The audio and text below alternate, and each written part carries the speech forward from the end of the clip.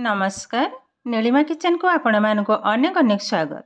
आज मु आपण मानक सहित शेयर करी सीझा आलू रे तैयारी सेव भजा रेसिपी। यह थरे तैयारी करी मासे पर्यंत संरक्षण करी खाई परिबे। तेबे भिडियोटी को स्किप न करी प्रथम रु शेष पर्यंत देखिबा पई अनुरोध। एबे आरंभ करिबा आज रही मजादार सेव भजा रेसिपी। एठी देखंतु मु दीटा बड़ साइज आलू को सिझे नेछि एवं चोपा मध्य छड़े नेछि। एबे को ग्रेड करनबा चकटिले भी हब किंतु जो लम्स रही जिवो तो सेव भाजिला बेले टिके असुविधा हब। एबे गोटे ग्रेटर साहाय्य रे ग्रेड करनबा आलू जाक देखंतो ए समान आकार रे आलूटा भल भाव रे ग्रेड हो जिवो आ लम्स भी रहिबनी। देखंतो सब जाक आलू को आरि भीतर मो ग्रेड करी सारिले। बहुत सुंदर भाव रे आलू हमर रेडी हो गलानी। एबे को साइड करनबा नै नबा गोटे बड़ बाउल। देखो बड़ साइज मो बाउलटा नहीं एबे आरि भितर ढाली नबा आलू को। एबे किछि मसला को मध्य ऐड करिवे। स्वाद अनुसार लूण, लंका पाउडर, जीरा पाउडर एवं हेंगु। हेंगुटा पकेले फ्लेवरटा बहुत सुंदर आसे। एबे हल्का रे टिके मिसै नबा सब जाक जस्ट हल्का रे। देखंतो भल भाव रे टिके मिसै नेबे। एबे आधे मिसै नबा बेसन।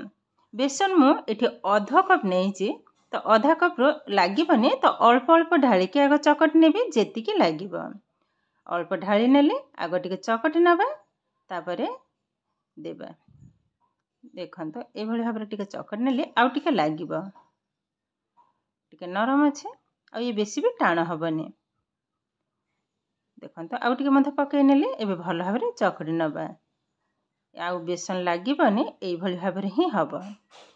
बेसन हमर आउरी 2 रु 3 टेबल स्पून अधिका रही जाइछि। देखंतो एहा को साइड करनबा।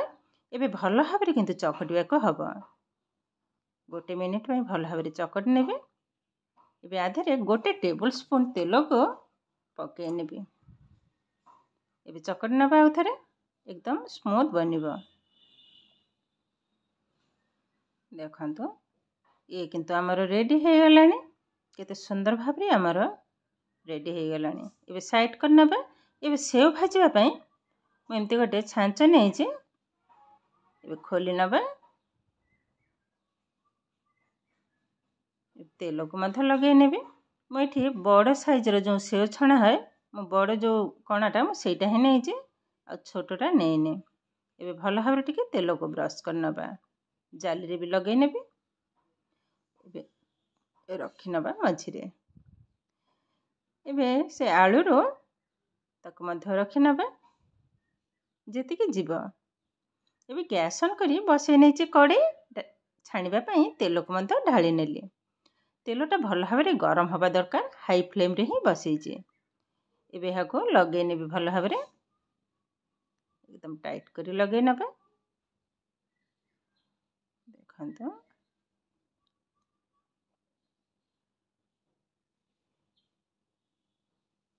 ये हमर रेडी हो गलानी। रखी नबा। एबे तेलटा को टिके चेक कर नबा। अल्प टिके पके नेबे। देखंतो ए संगे संगे भासी उठेनी किछि समय पर ऊपर को भासी उठलानी। एबे सेव को छाणी नबा। देखंतो केते सुंदर भाबरे गळुजे। एबे गैस रो फ्लेम को मीडियम रे ही रखिबा जेहेतु आलू पोड़ी हे जिवो जल्दी। एबे देखंतो धीरे धीरे तेल रो भासीबा आरंभ कलानी। एबे टिके उल्टै नबा। बेसी समय लागेनी छाणीबा पई। देखंतो ए भी रेडी हो गलानी। एबे तेल रो उठै नबा। बाकी तो को समान आकार छाणी नेबे। ए झुरी भजाटा खाइबा को एते सुंदर लागे। चा सहित मध्य खाइबा को बहुत सुंदर लागे। एबे हो गलानी। आ गोटे साइड को उल्टै नबा। देखंतो केते सुंदर भाबरे ये हमर रेडी हो गलानी। इसे न थरे दी थरे ए भली भाबरे ताको उल्टै नबा। एबे हमर पाखा पाखी रेडी हो गलानी। एबे बाहर कर नेबी।